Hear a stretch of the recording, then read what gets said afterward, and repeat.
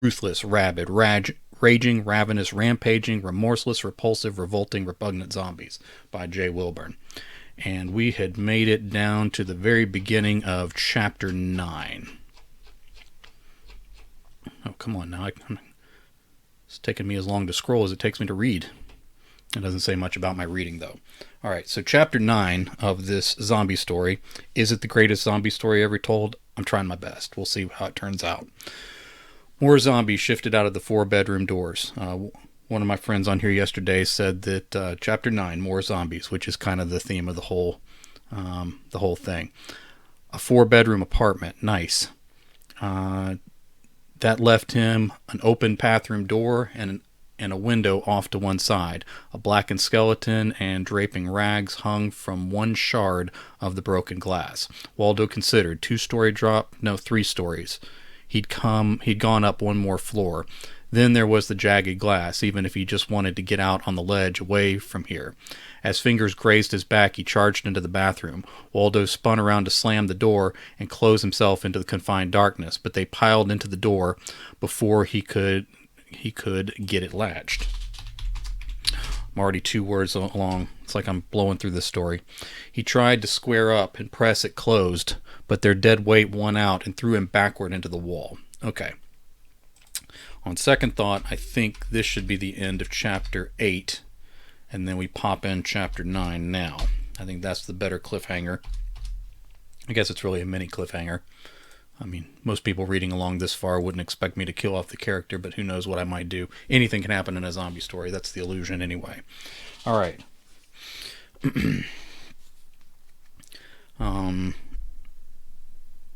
Let's see. Waldo. What a powerful name for a character, isn't it? Waldo flung backward with the force of that entire undead apartment party coming after him. Alright.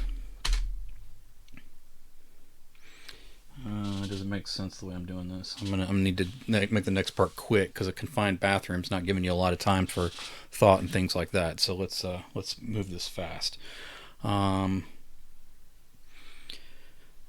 The medicine cabinet tore free of the wall on one side as Waldo, no, let's say as he, because we already said Waldo, as he broke away a larger section of wall,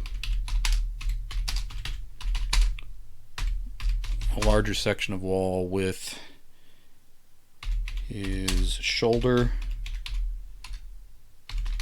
and head. The hole was large enough for him to see the bright ceiling of the room beyond the wall, beyond the bathroom wall.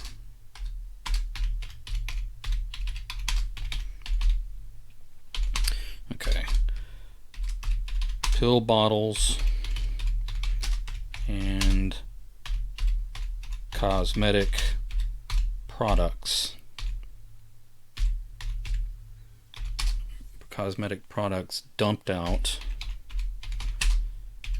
in such a flood that it gave the illusion that the cabinet was larger on the inside than the outside.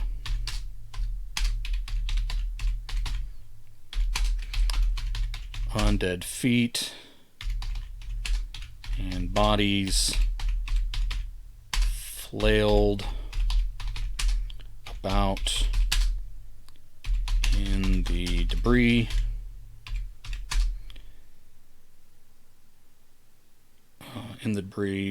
falling among each other. They created a better obstacle than the door had, than the, let's say, thin bathroom door had.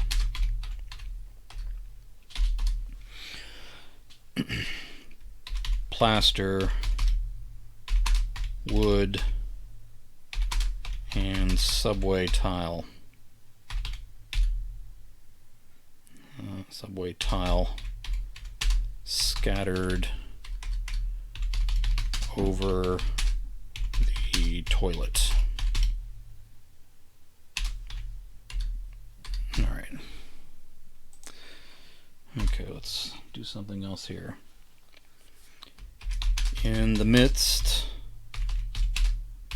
of all this confusion and destruction,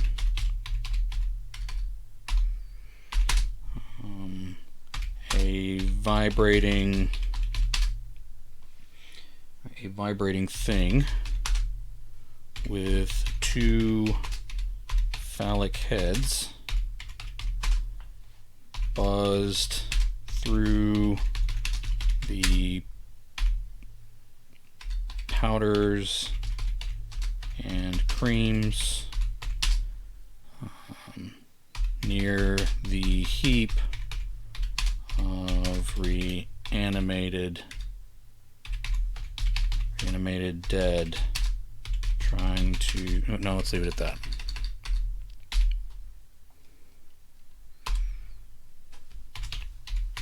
Waldo said, okay, in your medicine cabinet. All right, let me do something else with that statement. Let's say Waldo spoke without realizing he was saying anything out loud.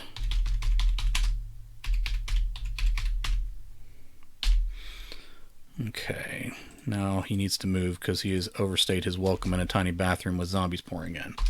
All right.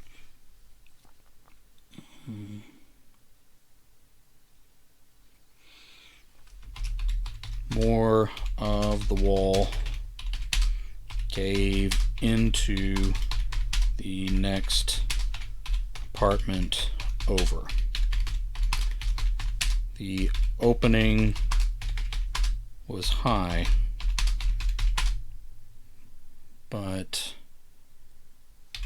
it was clearly his only option. All right, let's move him along here. All right, what you doing next there, Waldo? All right. He hoisted himself up by planting one boot on the sink, let's say on the corner of the sink.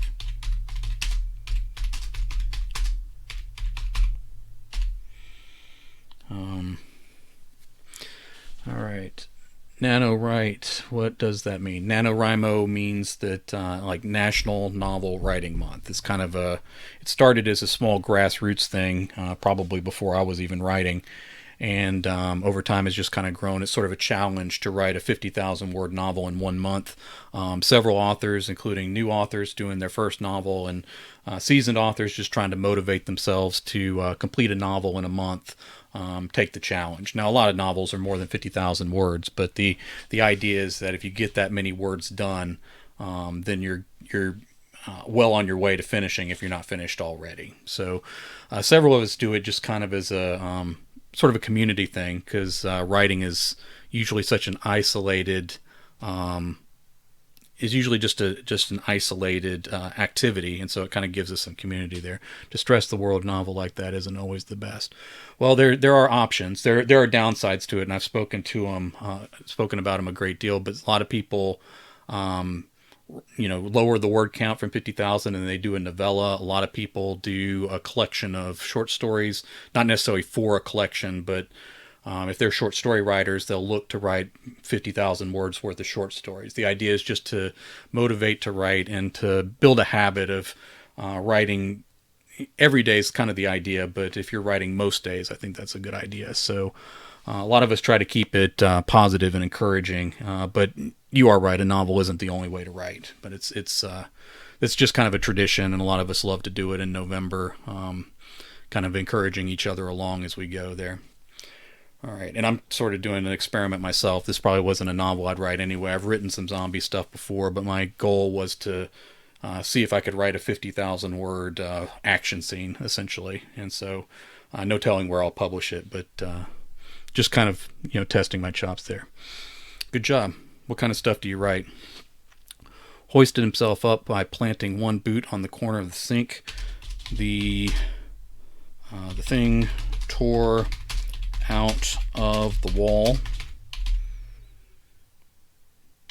but with the help of his other boot on top of the toilet tank, let me put a comment there. He was able to, have I already said hoisted? He is able to lift and push himself back into the hole in the wall. All right, I try to write something who seemed to a bio-cyberpunk story. Okay. Oh, and you write in Swedish. Excellent. Yeah, I do have some problems with NaNoWriMo. I think there are some downsides to it. I think it can be discouraging, especially if you fall off pace a little bit and then you spend the whole month catching up. I kind of have a problem with word counts in general. So NaNoWriMo is really far out of my comfort zone, but we tend to take it as a challenge. All right. He was able to lift and push himself back into the hole in the wall. All right. Kind of following my notes here. The sink did a good job of knocking down. The sink did a good job of knocking down a few more zombies. Maybe a better job than Waldo himself was doing. All right. Oh, sci-fi and fantasy are looked down upon in Sweden. I wouldn't have thought that. Interesting. The sink did a good job of knocking down a few more zombies. Maybe a better job than Waldo himself. Despite the success of Harry Potter. Maybe a better job than Waldo was doing himself. All right. Let's talk about this. A single spurt of mineral, let's say of rich smelling mineral water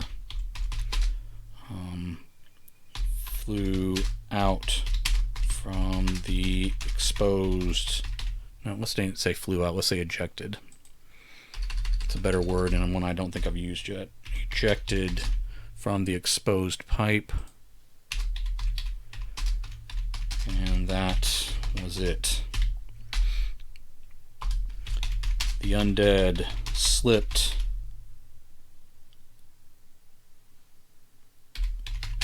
on the wet patches of water and makeup products. Then they tripped over the sink, medicine cabinet, and each other. A number inflation of crime novels here, and when asked why they don't read sci-fi or fantasy, most say I don't read unrealistic books or see them as kids genre. That's why I hate the term young adult for all fantasy, often in young adult shelves and bookstores and libraries. Crime fiction has taken is like one of the highest genres here in the United States as well. Probably romance is on top, and crime fiction, thrillers, that sort of thing is a strong second. That's how readers tend to go. I don't think the attitude in the United States anyway, the attitude of like horror and fantasy and science fiction and that thing being for kids is quite as prevalent. Again, I wonder if that's a cultural thing or just a quirk of the markets or what it is. It's interesting to hear that though. There's been an attitude in the past that horror was looked down upon. It does not sell broadly. It does not sell as well as like crime fiction and romance and other things like that. Again, broadly speaking, but I don't think there's as negative an attitude toward it as there used to be in the past. Not nearly. All right. Then they tripped over the sink, medicine cabinet, and each other. A number of them fell sideways instead of coming toward Waldo as their lizard brains driven by irrational hunger wanted. Okay. I'll say desired. There we go. If they don't promote sci-fi or fantasy, they can always use the excuse that it doesn't sell. Well, there you go. It's kind of a self-fulfilling prophecy, isn't it? Downward spiral, that's right. It's unfortunate, too. Like, by not promoting it, they kind of make it true. All right. As lizard brains driven them by irrational hunger desired. They tore down the shower curtain by its rings and fell into the tub where a body in deep decay already laid. I'm probably using the wrong kind of laid there, but I'll fix it later. They tore down the shower curtain, let me spell that correctly, by its rings and fell into the tub where a body in deep decay already laid.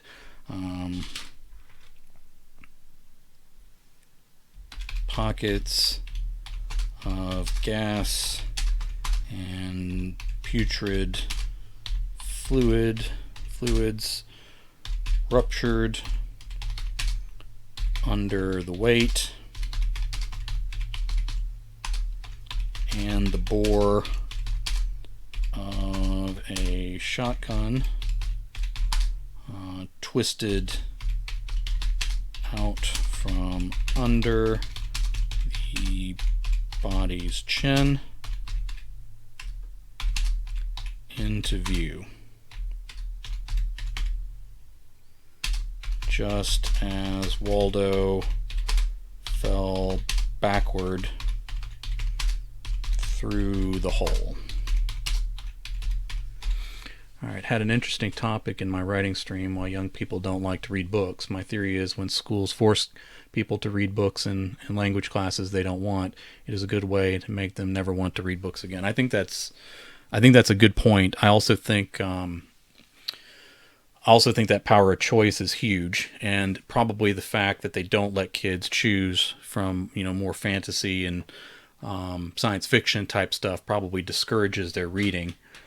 We started homeschooling our kids for a variety of reasons. One of which being that they were struggling with reading, and instead of following a particular reading curriculum, we just let them pick books, and we had lists of books that were good for that particular age that they taught in school, and then others as well. And I just let them pick from the list, and they would read a chapter, I would read the same chapter, and then we would discuss it. And if they didn't understand what was going on, I made them go back and find the answers to particular questions. We did it with my oldest son when he was right when he was going into sixth grade and was still kind of it wasn't that he didn't like to read, but he was struggling.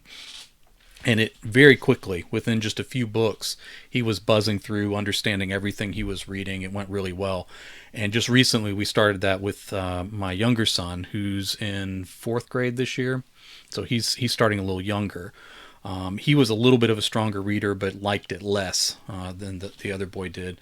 And we let him choose his own books, and we're on the fourth book of a series, kind of a fantasy thing about magic wolves and that kind of stuff. And he's really enjoyed it.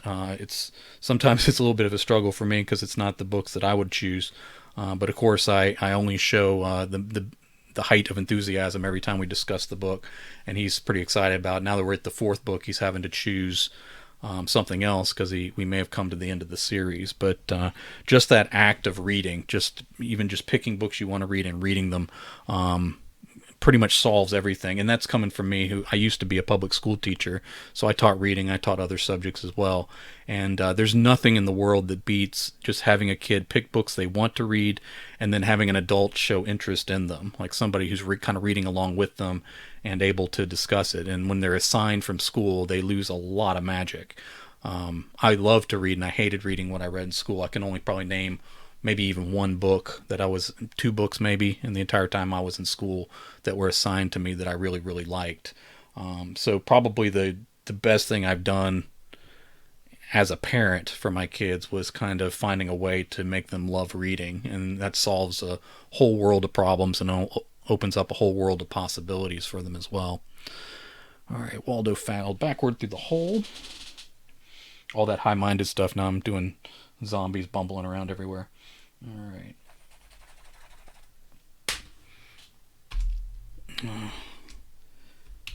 Thinking of the weapon, he muttered that would have been useful.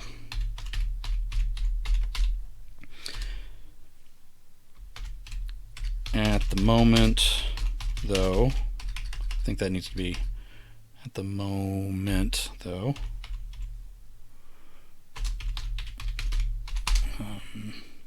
He was just pleased to escape that bathroom.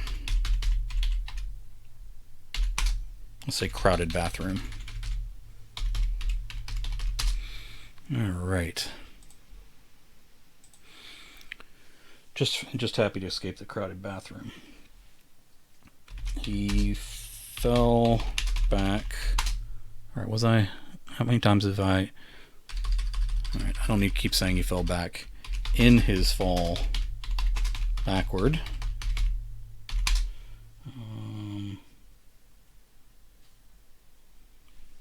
Broken boards. Bit and scratched him on the way through.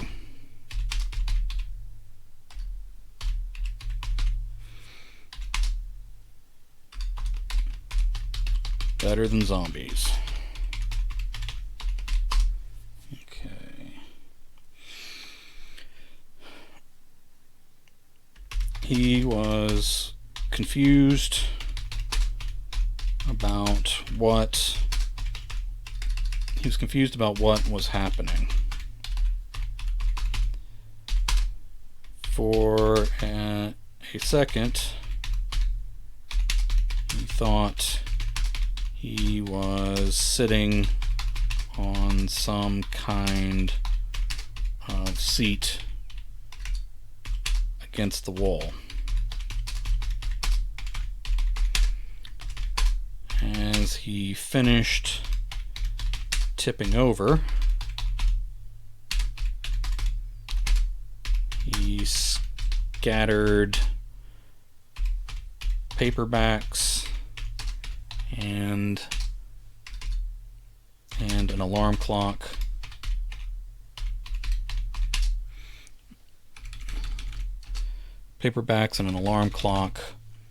off a raised shelf above a headboard, with books over his face.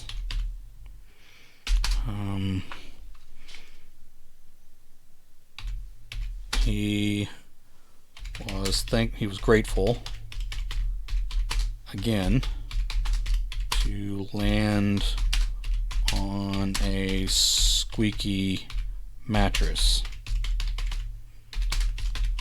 These springs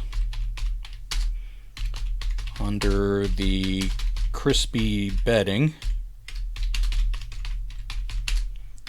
were past their time. Okay, very good. Now we got him through the wall and onto a bed. Oh, thank you for hosting. I appreciate it, man. All right. Better than zombies. Ticks over the headboard. Clearing the novels from his face. Okay, I got an extra letter there. Clearing the novels from his face, he tore off a couple covers in the process.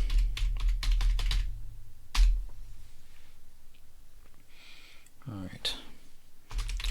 One had, now let's say, in one hand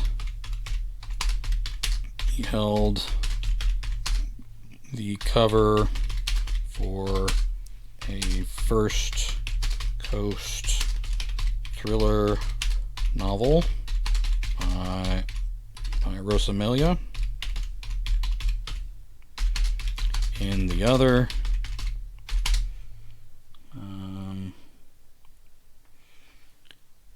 he held the crumpled cover for The Light Fantastic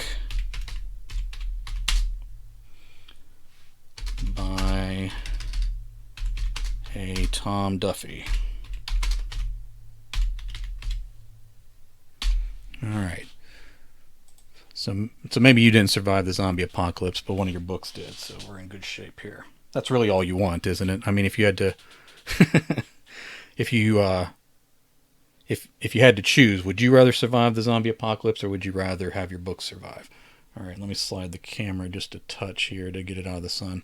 As long as our books survive, we're good. There you go. Gotta have priorities. Alright, so we tore off the covers of those books. Alright. Okay. Waldo cast those aside. He doesn't have time to read, you understand. I'm sure if he had the time. Oh, shout out to you as well. There you go, Tom. I'm sure if Waldo had the time to read, he would peruse these books, but he's really kind of on a tight frame there. All right. Pretty soon I'm going to have this camera in the hallway, trying to get it out of the sun peeking through the blinds there.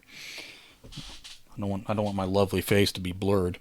One problem with zombie movies is fire weapons. As a no character seem not to understand that. Yeah, fire's not your friend with zombies. If they can burn and walk at the same time, you got trouble on your hands. We don't really practice enough to be well prepared for zombies. And judging how the world goes, we don't handle any kind of plague or pandemic well anymore either. All right. As Waldo cast those aside, Waldo casts those aside to find himself in the lap of an old woman.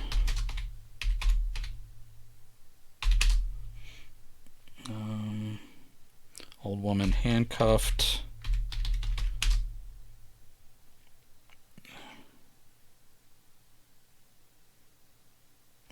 Handcuffed with her bony arms spread across the length of the heavy headboard. Well, that explained why the mattress was so lumpy under him as he lay on her legs. Okay.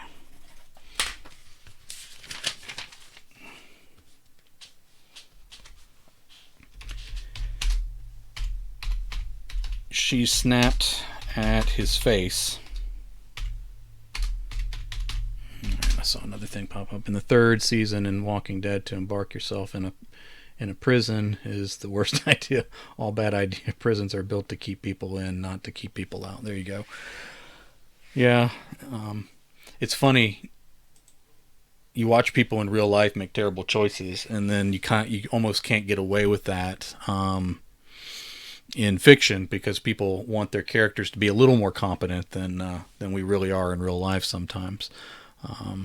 But yeah, the prison presented all sorts of problems. I love the comic books, the graphic novels that went through. I always enjoyed those very much and was so excited when they brought that out. And I kept watching it for a long time. I actually, I had a writing gig where I was doing reviews of them. It was for I think it's for like a Russian website or something, but they would have, for every episode in a season that they hired me for, they would pay me to write one positive review and one negative review, and they just kind of choose which one they wanted to use on the site at that particular time. I bid very, very low on it because they paid for me to have like a season's pass to the whole season. I got like all the extras and all that. And so I did the articles really, really cheap because I just wanted the season pass for free. Finally, I stopped doing that, but it was kind of fun while it lasted. All right. She snapped at his face, way too close for comfort, but the cuffs stopped her short by a few inches. How did you even read paperbacks like that? She answered with another throaty growl that brought out the odor of her rotten insides. Okay. All right. What is your opinion about zombies being slow, like Romero's movies, are fast, almost supernatural speed as the newer movies, like World War Z? I think there's room for all of them. I tend toward the slower zombies, and I think that's kind of what I'm sticking to here. So the Romero-esque zombies, which still leaves a lot of room for evolution in the zombies themselves. And there's 1,000 different ways to do them. I know we focus on slow and fast, but Armand on here has an interesting. He's kind of in the chat right now, but Armand Rosamilia has a group of zombies from his Dying Days series. He has 9 books in that, and it's a little more extreme. They want to do more to you than just eat you. And in the later books, they kind of evolve and start to change as it goes along too. So I'm willing to give any kind. In writing, I tend toward the slower, more Romero-esque. I'm pretty close to the Romero universe, with a few small exceptions. But I'll accept any type of zombie rules as long as they're consistent. So, like if an author or a filmmaker or anybody can stay consistent to their rules and make everything work within that consistency, then I'm pretty much okay with it. But in terms of my own writing, I tend toward the slower zombies, and then I try to build the story as something more than just the zombies themselves, just more than just isn't this an interesting new way to do the zombies, I think. All right. How did you read paperbacks like that? And again, anybody feel free to talk in the chat at any time. I don't mind being, coming in and out of the story.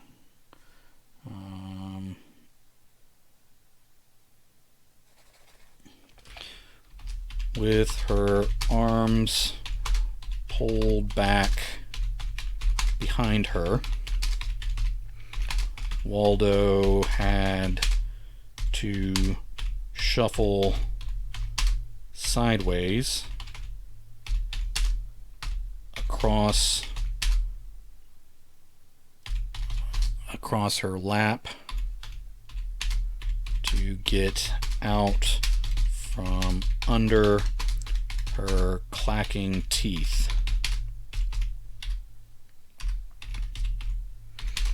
He hurt, her knees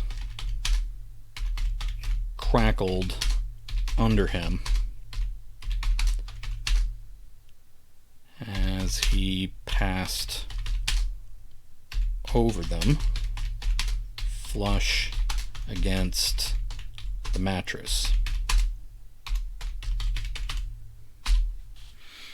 All right. Okay.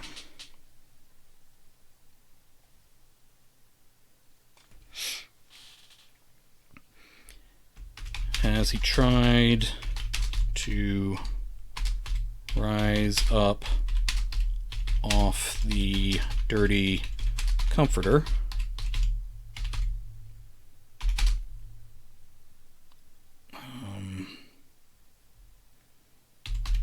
the mattress gave in the middle, and he rolled back toward her. One of her knees snapped and folded the wrong way, and he stuck out his right arm, stuck out his right hand to try to brace his fall. Doing so,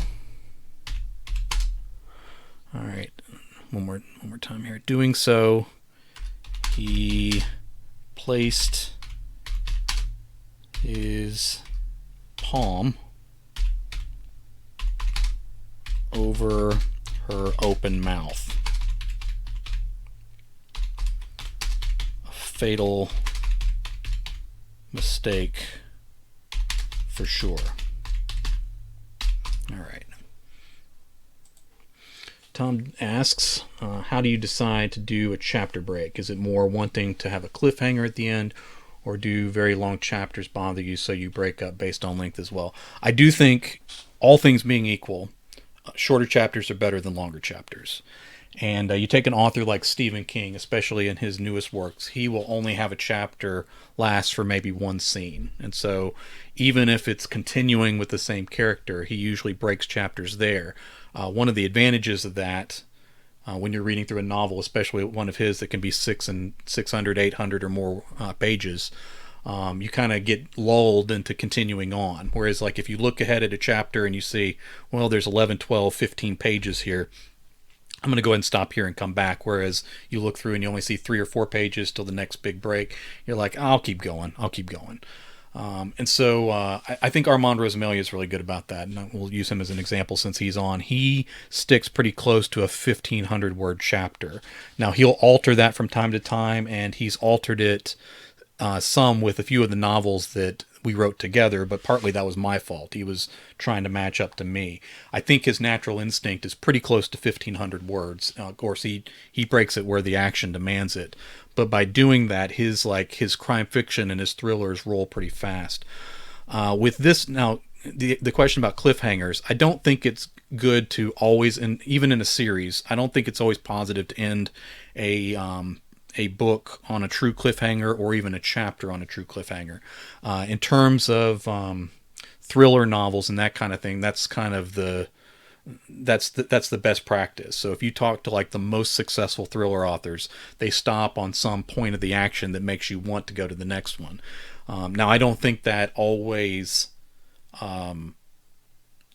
means a cliffhanger. It doesn't always mean you're in some terrible moment of action and then you need to go forward to find out how they survived it, but it's some kind of piece of information, some kind of mystery, some kind of reveal, something that when you get to the end of it, you're like, oh, I didn't realize that was happening. I need to go to the next thing. So I guess you could use cliffhanger broadly, but I would kind of use cliffhanger narrowly and then more broadly around, a bigger circle around cliffhanger that includes cliffhangers. I think you need something that makes the next chapter worth going to. Now, for this story, which I think is a little different because it is pretty much all action, I suppose there's character development in it, but not nearly what you would expect from certain other novels. All right, I'm coming out of the sun there a little bit. Okay. I am sticking kind of to cliffhangers. Now, I think they're kind of soft cliffhangers, so it's not like he's literally hanging from something, but always comes at some point where he's kind of in a moment of peril, and then that moves us to the next chapter. So I'm doing that more here than I would normally. Kidman says, only read 2 books of Stephen King, Cujo and Carrie. Have hard time for him. The main reason is they are so hard to get into. Have tried to read both The Stand and Christine, but after plus 60, 80 pages and nothing happens, that made me give up on the books. He has a problem with length. I think a lot of his stories could be told shorter. I do like the longer books because I've kind of bought into him. So I'm far more forgiving of a Stephen King novel than I am of others. I love The Stand as a book. I think the adaptations have been flawed. One thing that I firmly believe is that what he's written recently, like say in the last 10 or 15 years, is much stronger than what he wrote early on. And that's coming from a person that loves some of those early books. I'm looking over here because I literally have his books lined up on a shelf behind my desk, so I'm kind of looking there. But starting with 11/22/63, which was his time travel book. My wife didn't like that one as much, but I love that one. I think it may be one of his best. Going from that book forward, I think he has a ton of great novels that if those had been the novels that had come up at the beginning of his career, I think they would be just as popular or more popular than what he wrote at the beginning as well. So I think he's doing better work now than he did in the past. Have his book DET over 100 pages. Will it ever start to read it? 1,000 pages. There you go. Yeah, he has a few. It is that long. Under the Dome is that long. The Stand, of course, and there are a few others that hit that really crazy length. And he gets away with it, of course, because people buy them, and I kind of like his breadth in terms of his storytelling. But again, I wouldn't give that benefit to a lot of no, it's fine. I don't give that benefit of a doubt to a lot of other writers. If some other writer who wasn't Stephen King handed me an 800-page book, I probably would politely thank them and maybe never end up reading it or whatever. So he gets away with more. But I do think that the later part of his career is much stronger in terms of the actual storytelling and the quality of the books than the beginning. And I love most all his books. So for me to say that, I think is a pretty strong endorsement. So I think 11/22/63 is good. I think The Green Mile may be one of his best books as well, and a few others like that. And then there's ones that are kind of underrated. Like I think Joyland is really good, and a lot of people don't have that. Armand loves Dean Koontz. He's only read a smattering of Stephen King books. He's always been into Dean Koontz, and Dean Koontz probably I think Koontz leans more toward like that thriller type writing too. When you think about it, his horror books are horror, but he does sci-fi and a bunch of other things too. All those elements in, but I think his books read like a thriller. I think that's some difference between him and King. The movie Firestarter, the book equally good. Um, hmm. I didn't dislike the book Firestarter, but there is a lot of weakness to it, and I think some of that comes from his earlier career. Like a lot of people love the Dead Zone, but the Dead Zone and Firestarter kind of came together, and I think he was struggling at that point to come up with something new, and even he kind of mentions it in the book. So I liked Firestarter, but if you didn't enjoy Carrie and you didn't enjoy The Stand, then Firestarter may have a similar problem for you, I think. It is shorter, so I will say that. If you talking about Dean Koontz, if you read the ones without a dog, you can finish his books by dinner time. So Dean Koontz runs long-winded when he talks about a dog. All right, I have not read a ton of Dean Koontz books. I read Lightning and loved that. That's a time travel one as well, and I thought that was excellent. And I've read a few others. My memory isn't what it used to be, so if I go too far back in my reading, I kind of lose some of the detail. All right. Again, feel free to jump in anytime. All right, close to her face. She did act as if she intended to bite down before he could gather himself enough to pull his fingers away. But then she drew back and sniffed in a rapid way that reminded Waldo of a friendly dog.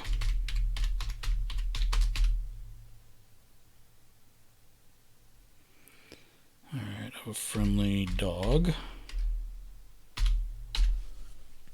Okay, but then she drew back and sniffed in a rapid way that reminded Waldo of a friendly dog.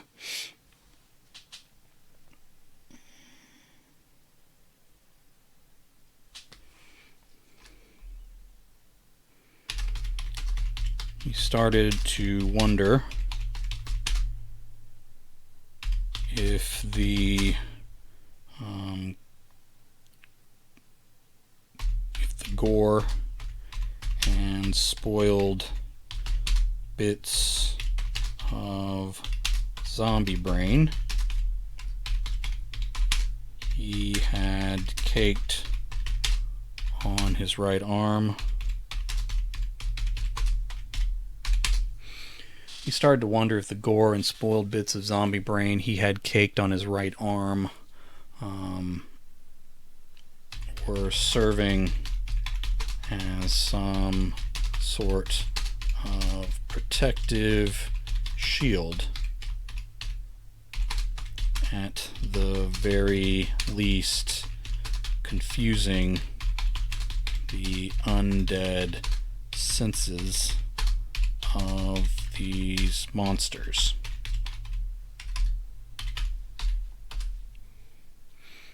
People had often speculated about covering themselves in zombie guts as a sort of camouflage. Waldo had not been around many people, not as often as he'd been alone. But the few experiments he had witnessed with wearing zombie gore had all ended badly. All right. Okay. Fantasy and sci-fi books. There's a lot of modern ones that I really enjoy, but my favorites always tend to go back to some of the stuff I saw earlier. I do like Philip K. Dick books, like Tom mentioned. I think that's classic. I like, Hitchhiker's Guide to the Galaxy. I like the Rama books by, again, I have real bad memory trouble, but I think Ben Bova wrote those. I like the Riverworld series. All these books are flawed in a lot of ways in terms of plot and a few other things about them, but I still enjoy those. Fantasy wise, I read all sorts of kind of random, old paperback type things that weren't all that popular. But Lord of the Rings was probably my favorite. The Hobbit in particular. It's one of those books I read several times. I did read the rest of the series, but of course, they're great, but The Hobbit is far more accessible than some of the later ones, and I read The Hobbit very, very young. So it was kind of one of those earliest novels that I really read on my own and kind of learned to fall in love with reading. So it kind of holds a special place for me as well. I read a lot more sci-fi and fantasy than I did horror until mid to late high school. I started drifting in that direction again from some Stephen King novels, and I tend to read that a little more heavily now. That and nonfiction probably make up the bulk of what I read. All right.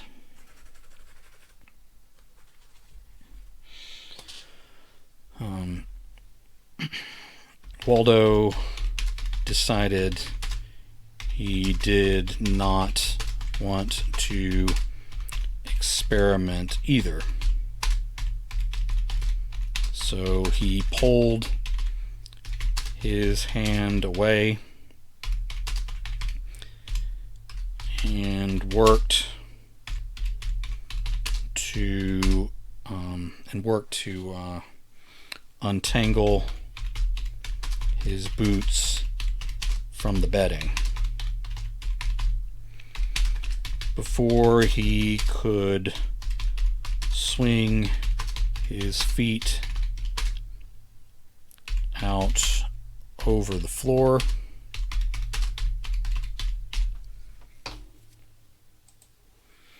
all right, before he could, that's not where a period goes. That's a comma. Before he could swing his feet out over the floor,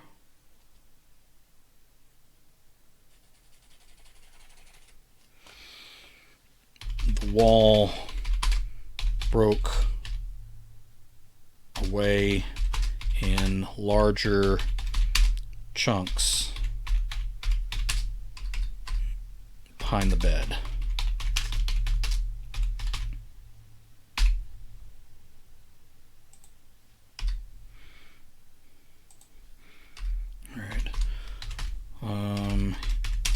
He panicked and tore the comforter in a few places, trying to get free.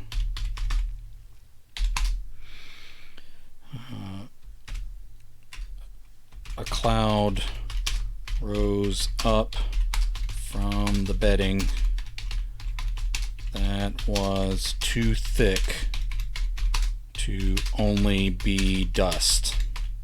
I'll say to only be ordinary dust. I'm not going to explain what it could be. I'm just going to leave that to the imagination of the reader. Hopefully some of you will freak yourselves out a little more than I could by being too detailed.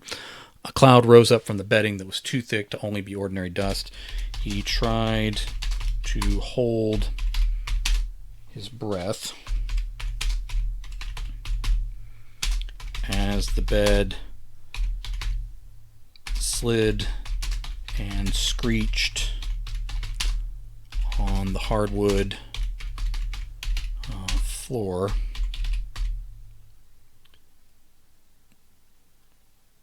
Say from the zombies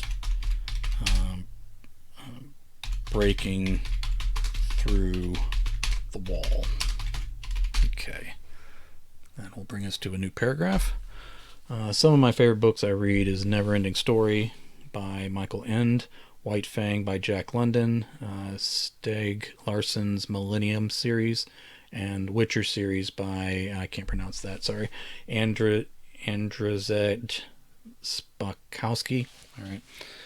Those are all good. I haven't read all of them, but I've heard good things. Jack London I read when I was a kid. Unfortunately, he was one of those that schools forced me in on, so of course that caused trouble. I read The Neverending Story, but it was a really long time ago. I want to say it may have been way back when the movie came out, and I was really, really young. All right. Zombies barreled out of the collapsed wall and pushed the bed even more, knocking it out of line with the other furniture in the room. Okay, might do a new paragraph there, I'm not sure. The only book I started to read and finished the same day is Michael Crichton's The Lost World. So good, and best book I ever read. I did love those books. And again, I probably read them after the Jurassic Park movie came out. And loved a couple others by Michael Crichton too. He, of course, he was writing for decades and decades, so a lot of his books got popular way after they first came out, and they were popular back then too. But he had a good catalog of books to choose from. All right. The headboard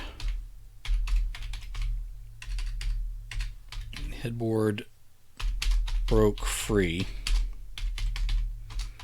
and the frail looking zombie woman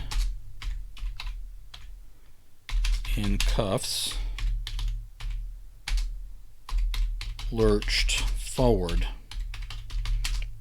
to try again for a piece of Waldo.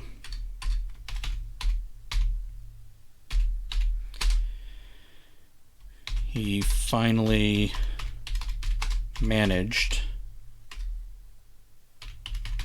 to clear the bed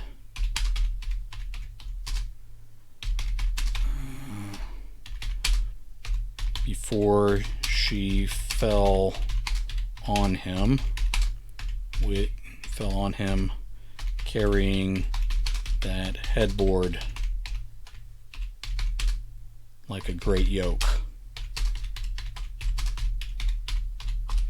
Okay.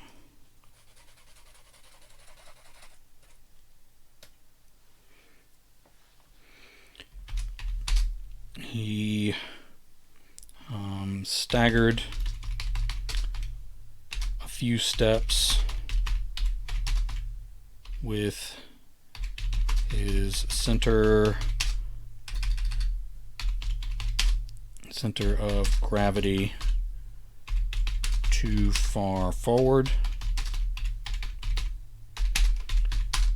He spilled and slid over the floor, still smooth from its last cleaning.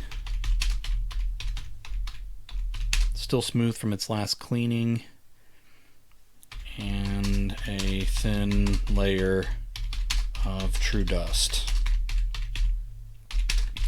Then he scrambled to his feet run some more. All right.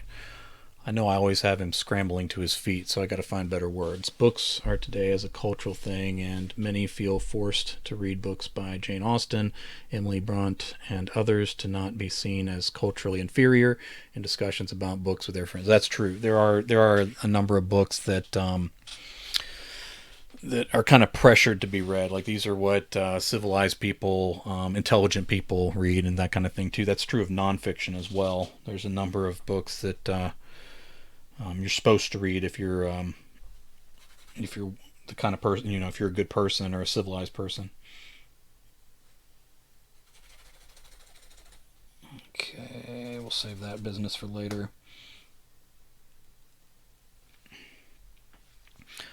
Waldo managed to run face first into the door frame. He bounced off the opposing wall and passed through the bedroom doorway almost by accident.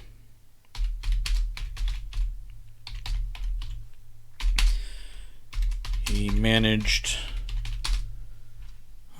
to bite his tongue and tasted blood. As the pain passed through the back of his jaw and down through his throat into his chest,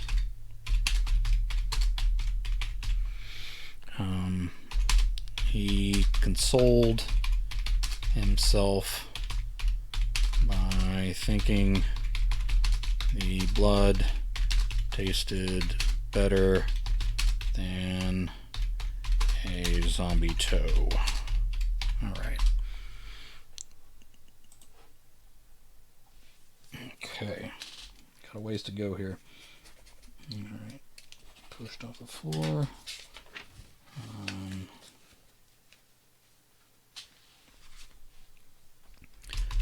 The bed shifted sharply again,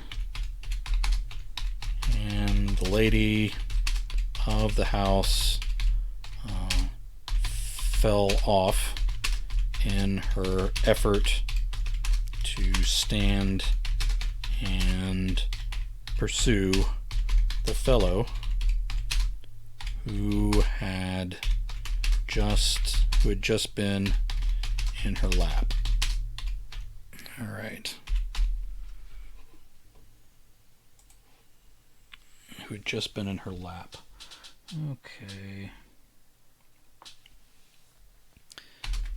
The weight of the board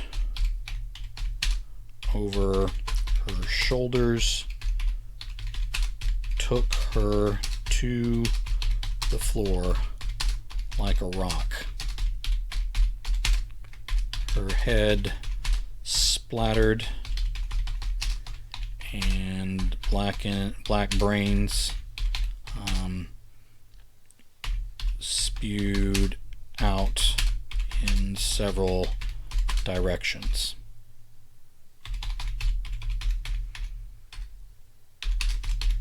The zombies passing through the new doorway to the neighbor's bathroom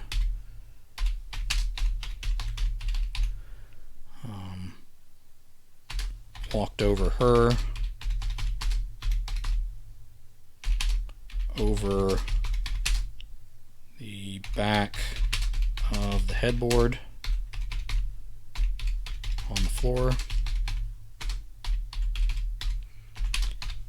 and tracked through the dark puddle of her brains. Pretty gross, pretty gross.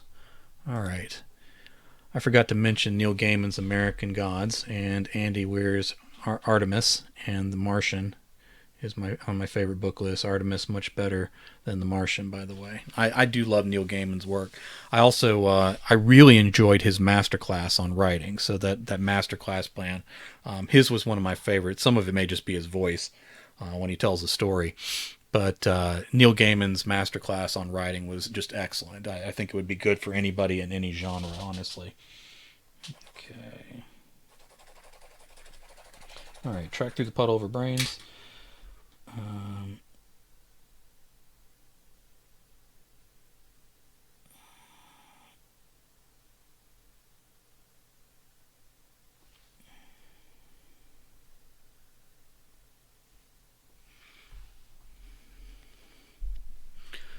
Okay, out of the bedroom. All right, 2 of these there. Out of the bedroom and through the hall. He spied a girl.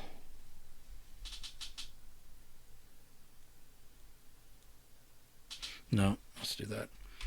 Out of the bedroom and in the hall, he spied a little boy with his head on his folded arms sitting at the table. At this angle, he could almost be taking a nap in that position. It was clear that his head had come apart and the mess across the table was growing some sort of oddly shaped fungus.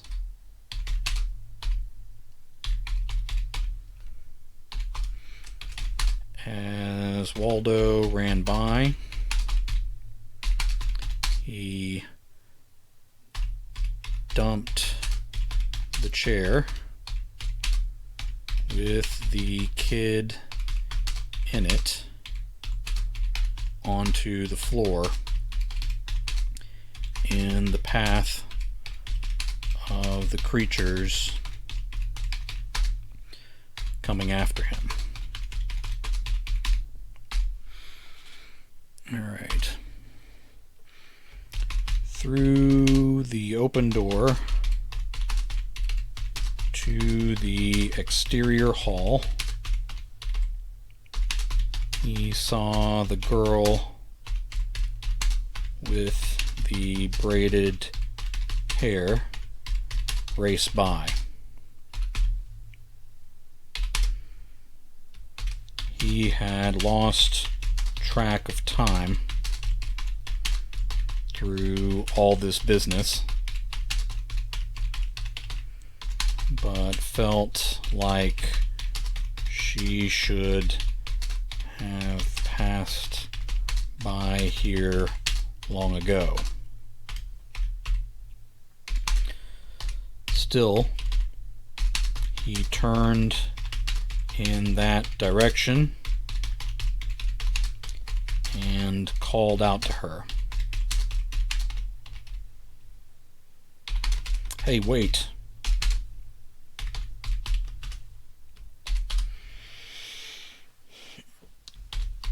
Slower bodies in pursuit of her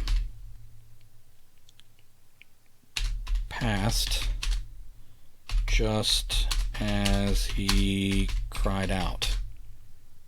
just as he cried after her. They did stop and wait. The zombies from the hall turned in his direction and decided he made easier prey. So he had them coming at him from the bedroom hall and from outside this apartment too. Well done.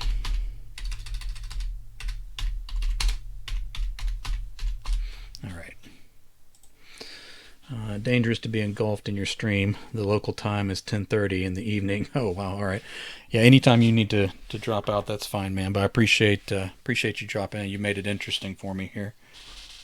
Stay as long as you like, and if you reach bedtime, I understand and would love to see you again sometime. Zombies chasing her. Alright. Oh, and I appreciate the follow. I forgot to mention that as I see that up on the messages now.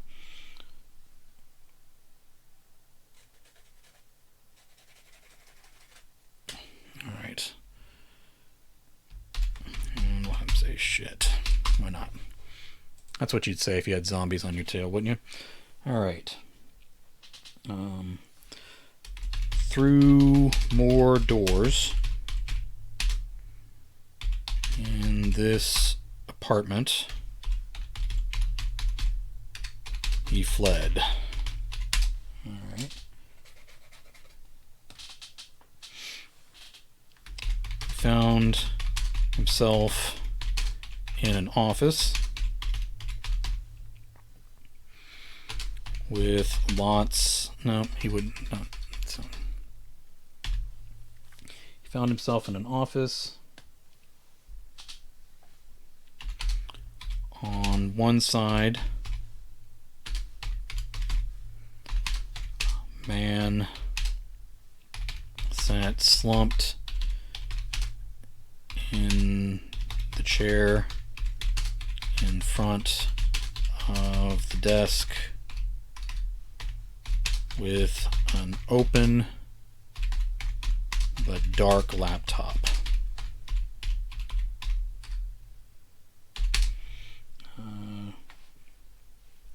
He was shriveled.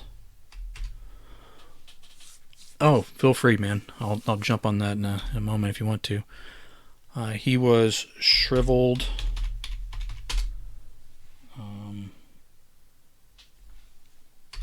Leaning. Shriveled. I'll say shriveled and leaning. Sorry, I'm having trouble with the sequencing here.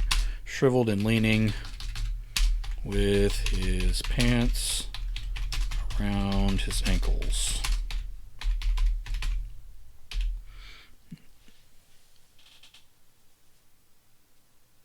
Oh, I'm not sure. I've always done it offline too, or off stream as well. Waldo.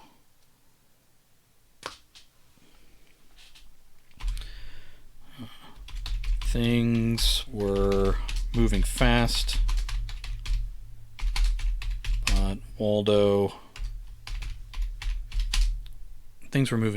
but Waldo took a moment to check for a gun.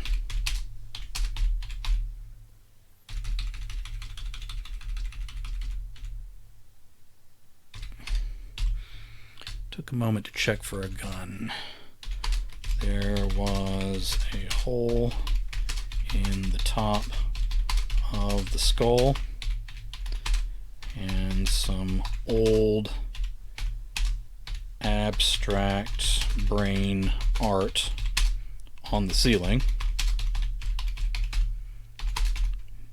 But the fellow had nothing in his hands. Well, he was clutching one thing. Okay, let me fix that. He was clutching one thing down in his bare lap, but it wasn't anything he could use to defend himself. He started to check under the desk. What in the world did I just do?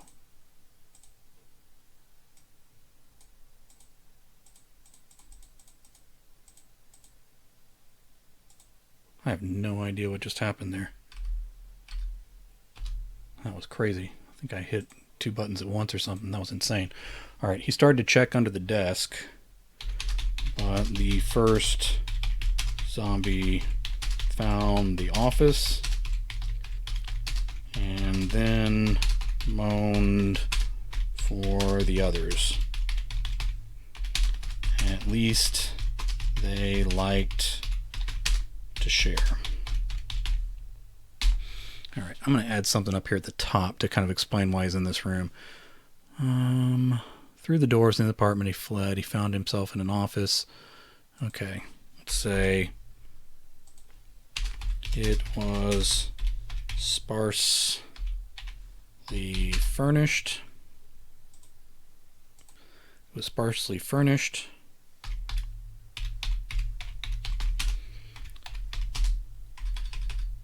With mostly built-in shelves around the walls.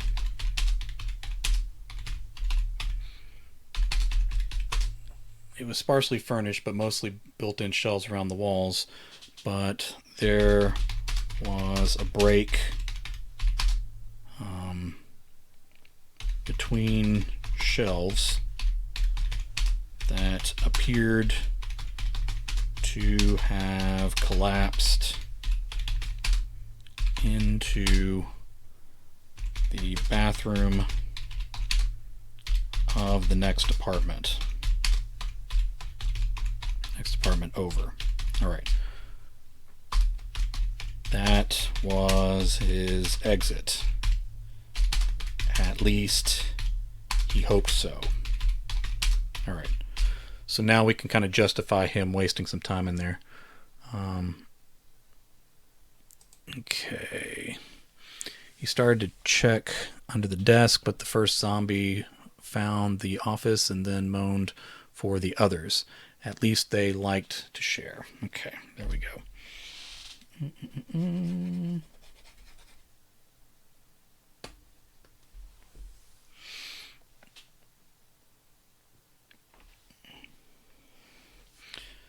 Moving for the gap in the wall. He stepped on pieces of broken pottery from off. Okay, I don't know what pottery is. I do know what pottery is, so I'll go ahead and change that. Broken pottery from off one of the shelves, and his boot heels broke them further. Alright, good enough.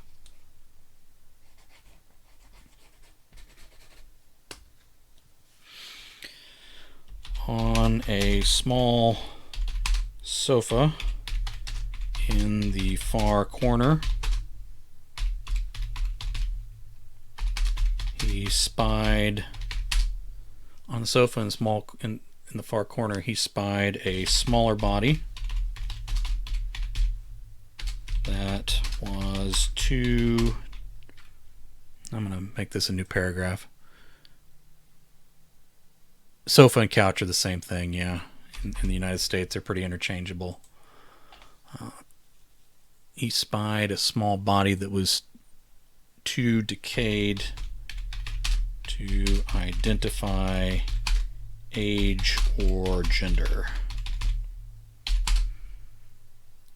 It appeared to be melting into the material itself. Alright.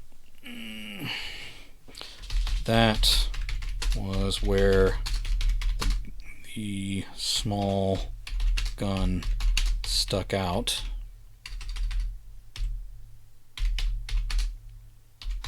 From all that mess.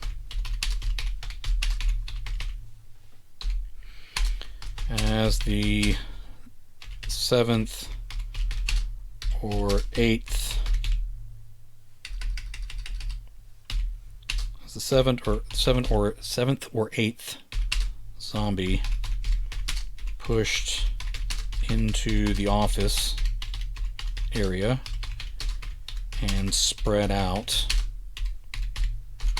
Waldo decided it was too late to go for it. He slipped through the fissure in the wall and crept through the thankfully empty bathroom into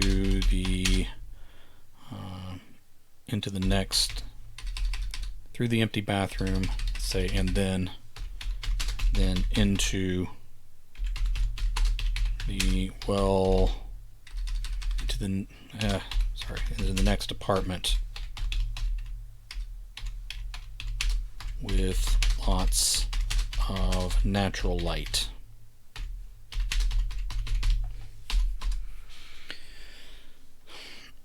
He allowed himself to wonder what had happened back there. The woman chained to the bed.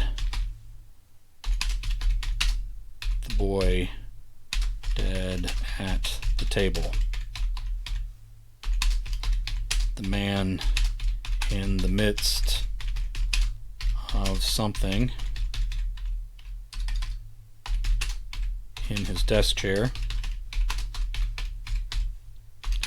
and a fourth mystery person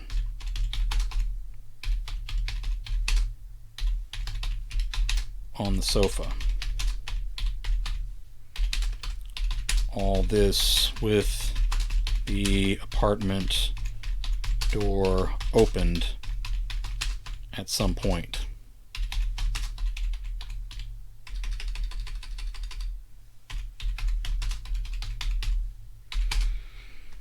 There was no clear line to connect all those details. No matter how much he tried to twist it up in his mind. Fortunately, he had no time to worry about it. All right. Cruising right along. Okay, I need to get to 1750, and I'm about 17,500, and I'm about 500 to 700 away from that. So we're probably not going to get to the end of this chapter unless I get a good break point. But we'll keep going.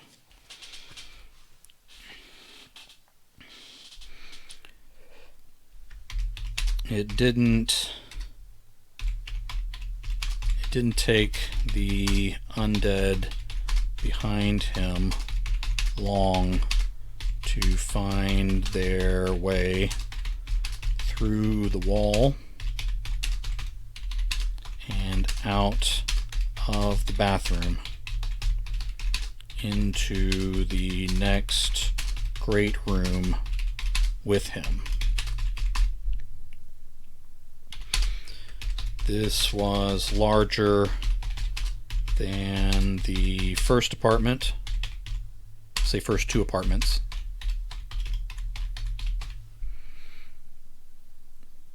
But also had kitchen, living, and dining areas all in the same large space with high ceilings.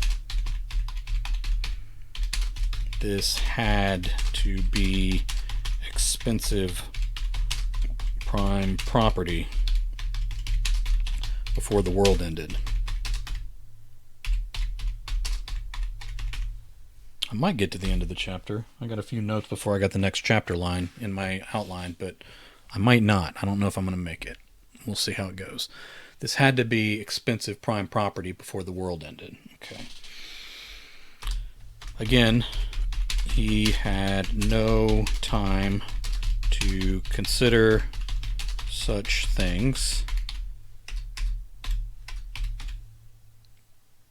because there were zombies in here too. They turned and I'll make it. Thanks, man. I appreciate the encouragement. I can use all I can get. They turned and moved toward him,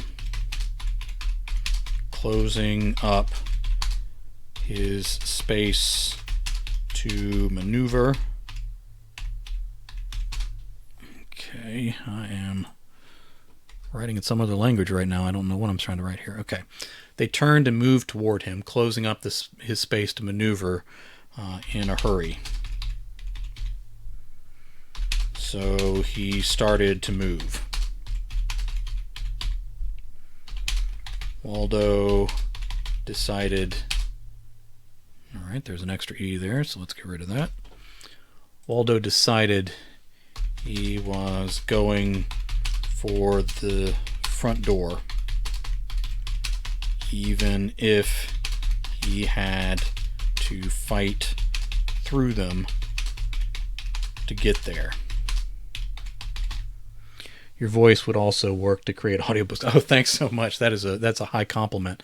I know a few authors that do that. That is a high demanding career there, and the ones that do it really well are exceptional. So I appreciate that compliment.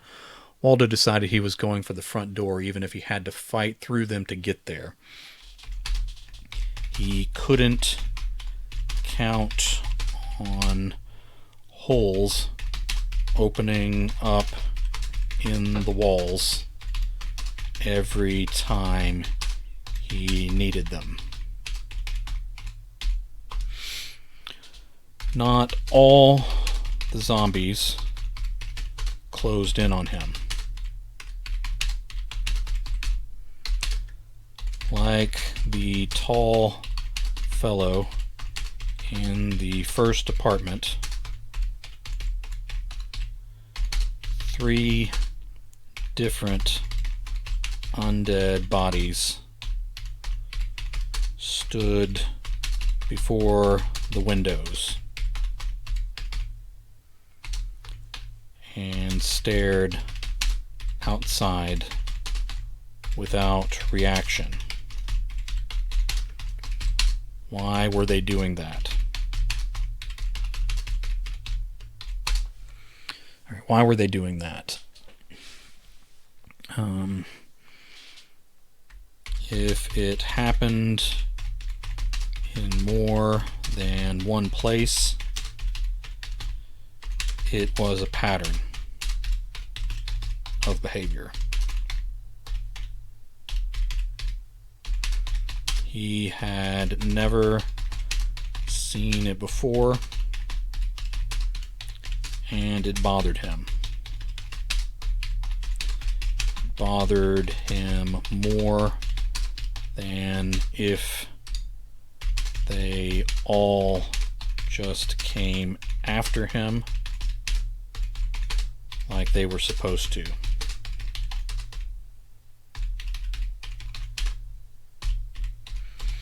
Alright, good deal, good deal. Alright, now we need to make something happen here. Waldo just can't keep running through here for...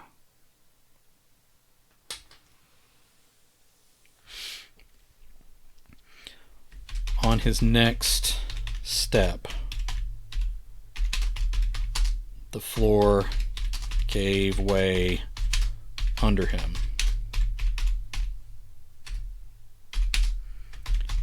He shifted to the side and dodged around the soft spot.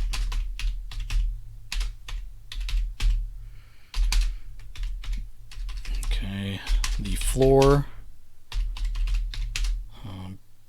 broke and fell through some more as he hustled to more solid ground. Alright, bought Mark Lawrence's Red Sister and Gray Sister, found them as audiobooks as well, and tried to listen to them at work, but the person's voice was so fragile and hard to hear even at max level sound, so it was important. It's important to have a voice who isn't too hard to listen to in a normal sound level. It is very vital, and it also can vary from story to story. So depending on who the characters are in the story and what type of story it is, it can change a lot. I know an author friend of mine who has like a really smooth kind of southern drawl, and that accent, again, not very strong, but it's there. It's very soothing, very interesting, almost makes the story sound folksy and draws you in. But again, that wouldn't work for every kind of story. And then I know some others that can vary a good deal and do good voices and stuff, and sometimes their voices are really good for certain books, but they don't work for me in others. So yeah, there's an art to finding the right person, and there's a wide range of quality in terms of people that do that, and it's not for everybody. I mean, even if you have a good voice for short periods of time, recording hours and hours of material requires you to take care of your voice too. And so even people that have a really smooth speaking voice, they may not be up for an audiobook. You can't record it straight through. Sometimes they can only get an hour of good audio before they need to stop and take care of the voice and try again after resting and that kind of thing. And that kind of patience, especially, you don't find in everybody. So I have a lot of respect for the people that do audiobooks, because it's not an easy task. At least as difficult as writing them, I would think. All right. The zombies, again, anybody can come in at any time. You're not bothering me if you speak into chat. I'll come in and out of the story several times as we go. The zombies behind him widened the gap as more of the floor broke away.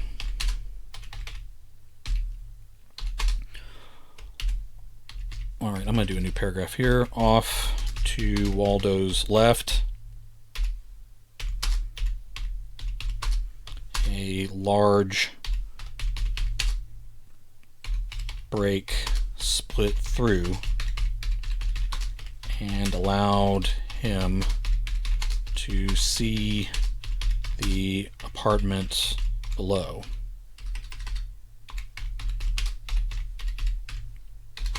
A number of undead eyes turned up to him as more zombies fell into the space below. Maybe that would buy him a little breathing room.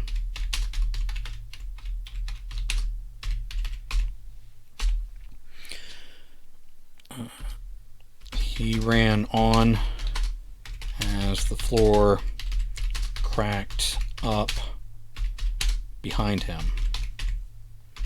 Something large and fragile crashed and shattered. Lurking while I write. I appreciate it. Thanks for being here. Good to see you again. He ran on as the floor cracked up behind him. Something large and fragile crashed and shattered.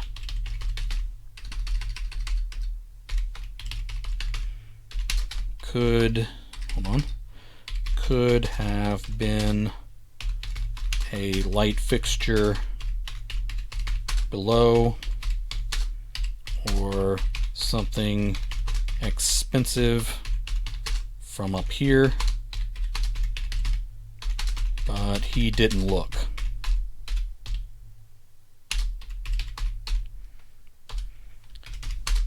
As he shoved bodies out of his way. Hold on, I can see. The worst I have ever stumbled upon was an erotisserie. There, the author had used Google Voice, oh my lord, in his works. Try to listen to that for 7 hours. Oh my lord. Yeah, that's bad. People don't appreciate the difference sometimes between, well, when I say people, sometimes authors don't always appreciate the difference between professional work and unprofessional, and having Google Voice do your do your audiobook is not a positive. Same way trying to publish things without paying an editor to go through it, and I know it's expensive, and even when you get an editor you don't always catch everything, but you gotta put in that effort, even if you're self-published. If you respect the work you're putting out there, it's worth getting an editor to go through it professionally and then get that taken care of. I also pay for artwork for books too and stuff. If I'm doing this for a living, I got to show it some respect. What was the sadness? Did I step on someone's toes there? I won't call anyone out if I stepped into a personal thing there. As he shoved bodies out of the way,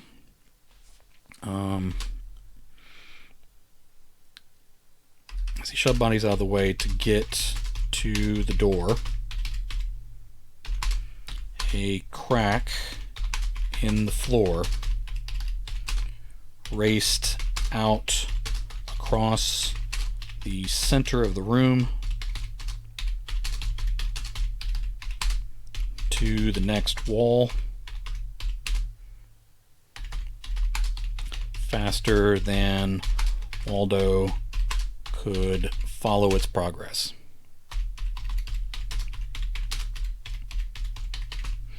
All right. Know how my stories sound like in Google Translate, Google Translated voice. Oh, I don't know. Yeah, especially if you're having to go from one language to another and then have Google Voice say it. That would be a little rough. Yeah, it's paying people to do audiobooks is not cheap. You can do like a royalty share or that kind of thing, but I've always felt like that if I'm going to use, because it's such a specialized work, if I'm going to use an audio actor's voice and time, I need to pay them, a rate. So the fact that, I haven't really had the funds off to the side to do that. I don't have as many of my books in audio. Some of the ones that I have with publishers, they sprung for the audiobook, but I've always felt like until I can afford to pay them by the hour for what they're worth, that I don't want to put them out, because it's such a time intensive art that they're putting in there, and a really good audiobook is worth the money, whether you're having it done or reading it yourself. All right, so as he shoved bodies out of his way to get to the door, a crack in the floor raced out across the center of the room to the next wall, faster than Waldo could follow its progress. All right.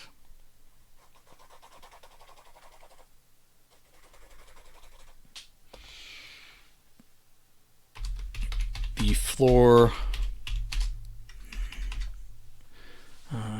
How much would you demand if I would have read my future book as an audiobook? Really, like, oh my lord, I don't even know. Again, I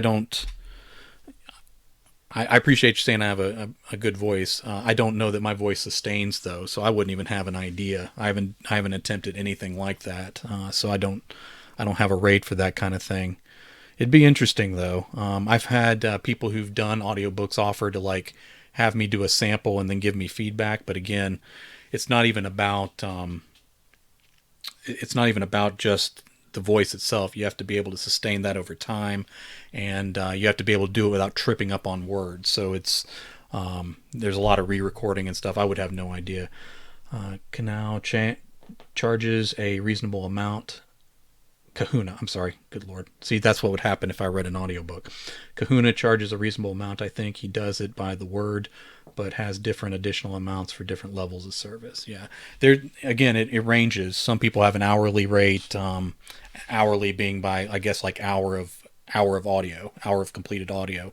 And then you can go to places that people will do the audiobook in exchange for a percentage of the royalties on the audiobook. And again, that's the best deal for the author probably. But you're asking a lot of work of an audio artist who's counting on your book to sell then. But again, it's an agreement. So if they're fine going with a royalty cut and you're fine doing that's the way to do it. It's just a personal thing for me that I'd rather pay the people by the hour once I have the money, which isn't now. Armand has done several, so this is actually a good answer here. I usually pay $195 an hour for about 5 to 6 hours of work for a pro guy who has done a ton of them and has studio setup. And I'll say as an endorsement, Armand Rosamelia's audiobooks, again, he's paying, when I say that, he's the one that wrote the book. He's paying this other guy to do the reading. All the ones I've heard from that have been excellent, so he does a great job. Weirdwin says it's a real challenging and not just reading, and I think that's what I'm getting at, yeah. But altering voice and speech patterns for different characters and stuff. It is an art form, and it's worth it to pay for the ones that know what they're doing. Yeah, definitely. And again, the people speaking on chat, the ones I know a lot more about this than I do because they've actually paid for audio artists to do their books, and they sound good. Waldo, follow its progress. The floor folded down and in on both sides of that crack so quickly that Waldo thought he was hallucinating the whole thing.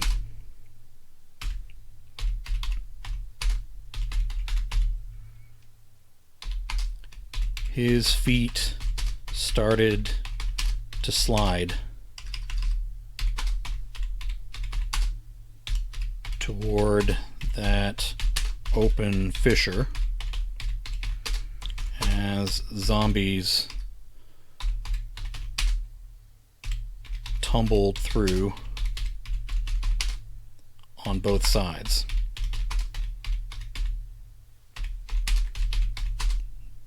Then the furniture started to slide too.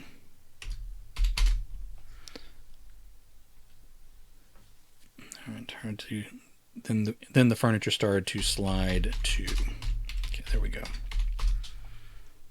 All right. Okay, the four falls down.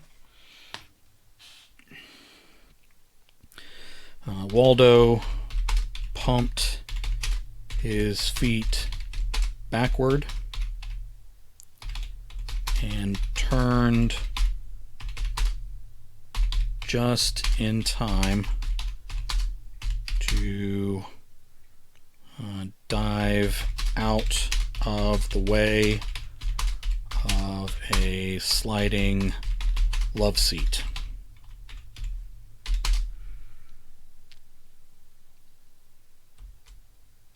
Okay, Armand Rosamelia, was that for the hours of work or the hours of finished audio? Okay, guys, I am back with writing stream at 7 European morning in about 8 hours from now. All right, good luck, man. I appreciate you being in here. All right, sliding love seat. He climbed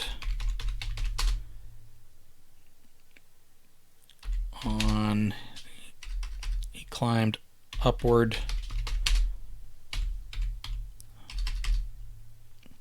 on his hands and feet as the slope of the floor.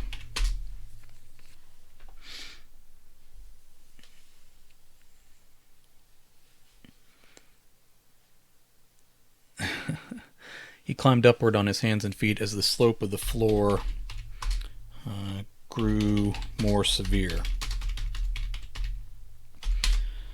Before he could gain much ground, he had to deal with zombies sliding down both sides. Okay, let me fix the word down. I should at least spell down correctly. That's the kind of thing readers really appreciate when you spell the word down correctly. Before he could gain much ground, he had to deal with zombies sliding down both sides, trying to grab and drag him as they went.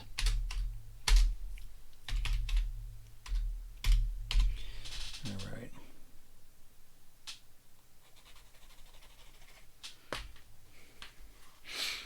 Okay.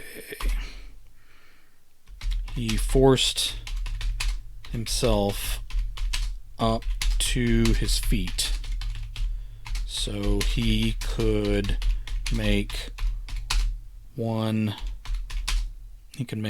last he forced himself up to his feet so he could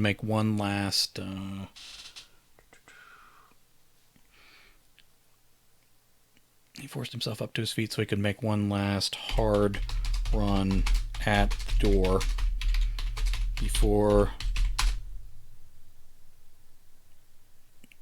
before the entire floor fell through under him. All right, I don't like how that sentence sounds. Let me see if I can do something with it. He forced himself up to his feet so he could make one last hard run at the door before the entire floor fell through under him. Before the entire floor had a chance to fall through under him. Before the entire floor had a chance to fall through under him.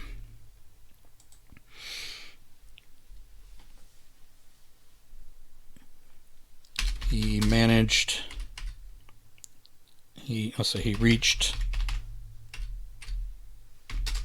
the knob and turned it. But then had to swing around on the door as 5 or 6 bodies piled through after him.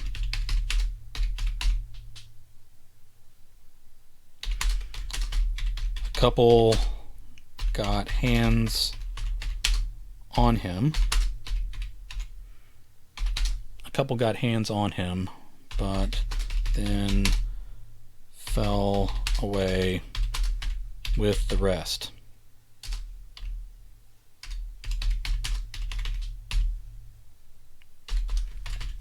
Waldo swung back around on the door to exit into the level hallway.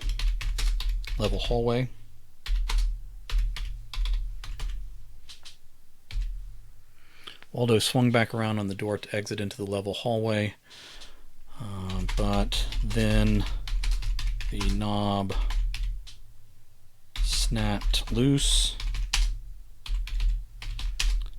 in his hands. He slid several feet. Okay, that's probably the same sentence, or same paragraph, I would think. He slid several feet, but refused to surrender to that fall. There. Okay, that doesn't need to be a comma there. I'm near the stopping point here. Snapped in his hands. He slid several feet, but refused to surrender to the fall. There were probably enough bodies and cushioned furniture down there to break his fall. But that wasn't a pile he wanted to be on, to be a part of. Okay. He took to his feet once more.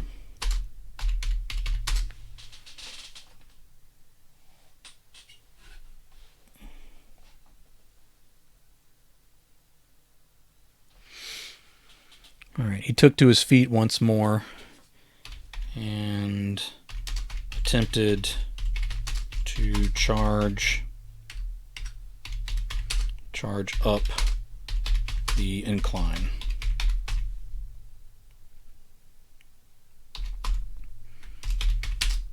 The girl with the braided hair ran by this door as well. Oh, come on. He grunted. Then the refrigerator.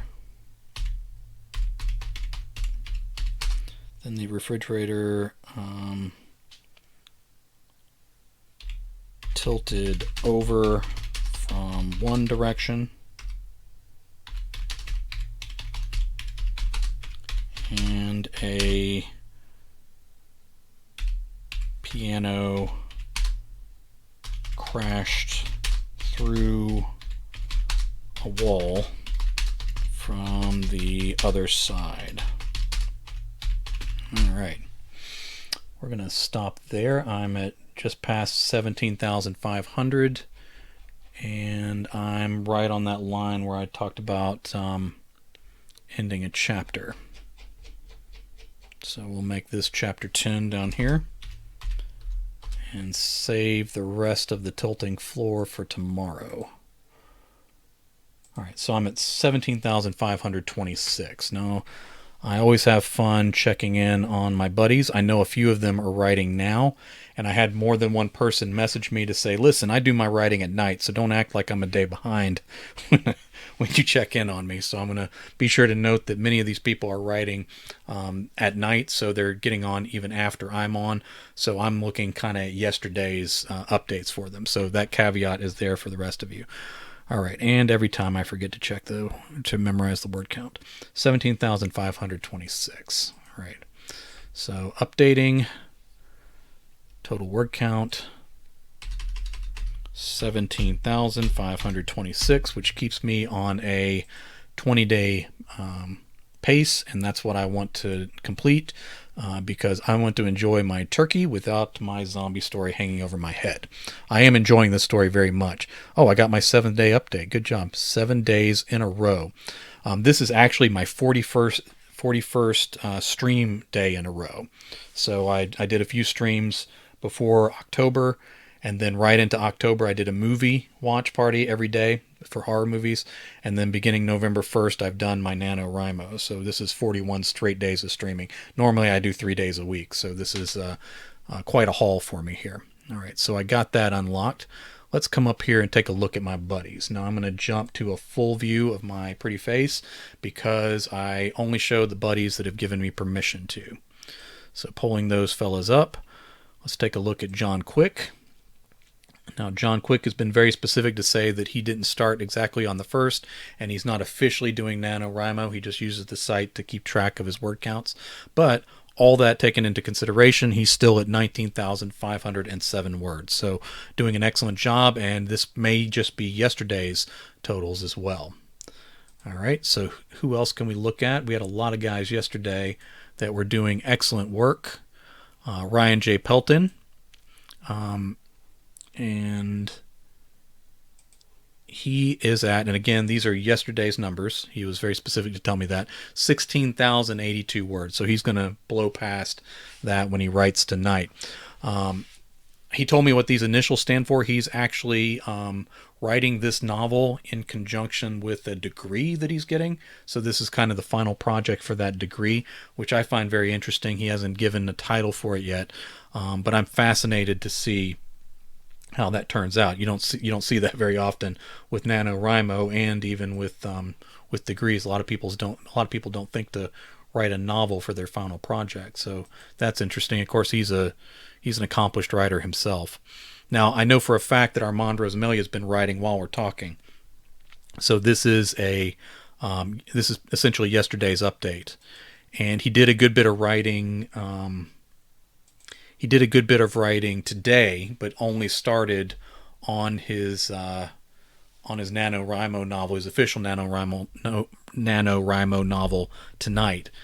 So he's done a ton of words, but these are the ones that count towards this official project, and he's at 17,018 words. So he is on a 20-day pace.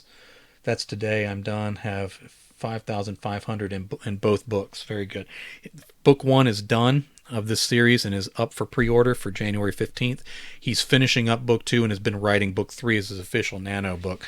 Also mentioned yesterday that he's never going to do that again. Having to work on 2 books at once was a bit much, but I'm sure they're both going to be excellent, and I'm very excited to see those books when they come out. So good job, Armand. And again, he's going longer than 50,000 words for that novel. So he's on a 20-day pace to reach 50,000 words, but I think he's going for about 60,000 to hopefully be done with it, either by the end of November or early December. So he's well on pace for that as well. All right, Tom Duffy has been with us for this writing session and many of the ones that preceded.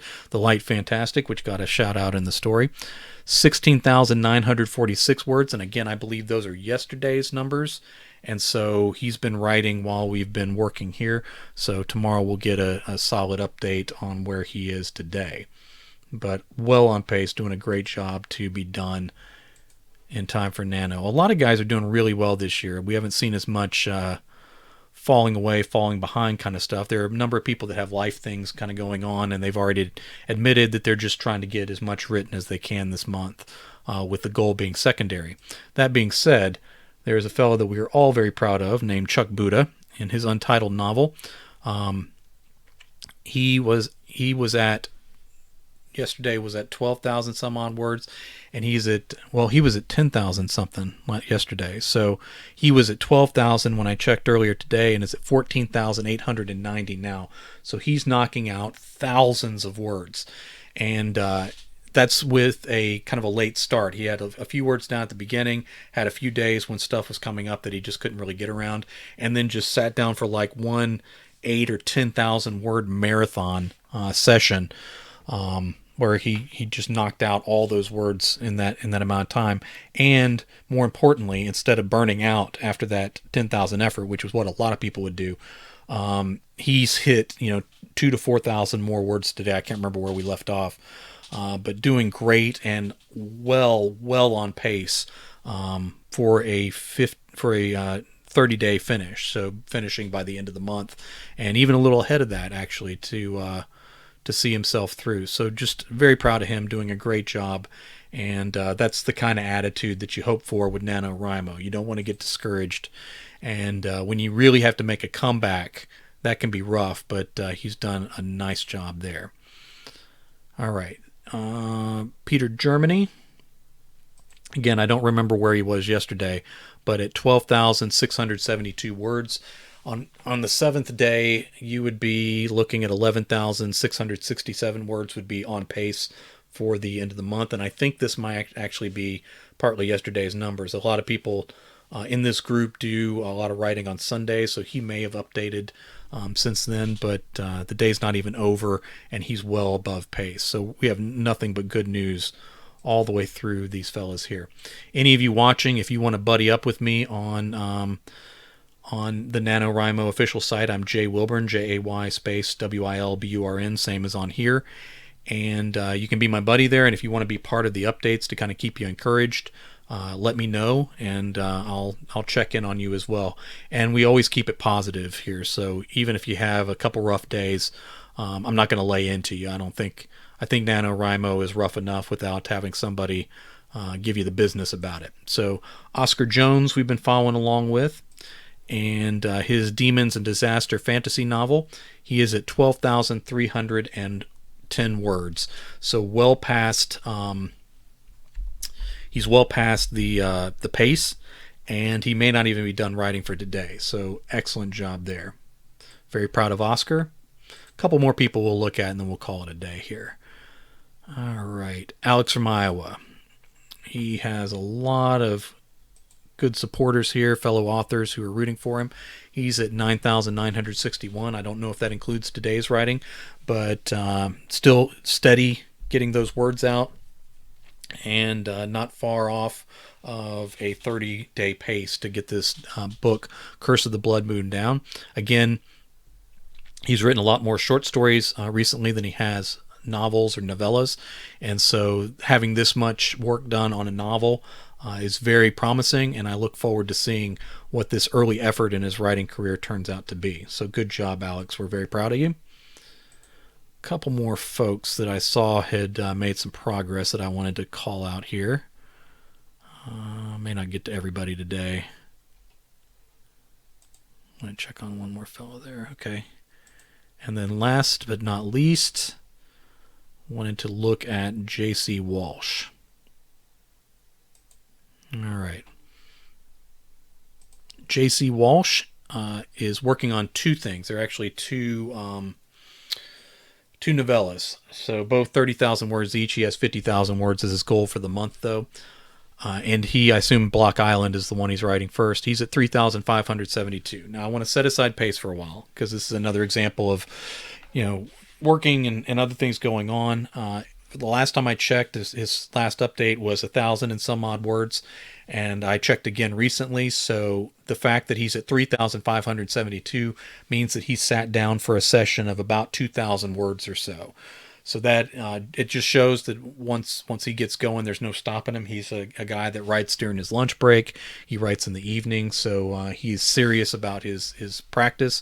He's put out some good books. I think Death Highway, again, my memory is really rough, but Death Highway, I believe, was his first book, and excellent book. I read it. Has a lot of cosmic horror and real high-octane terror in it, so I love that book. I may, in a future stream, I may pull that up on Amazon and show it to everybody so we can talk about a great book you might want to check out.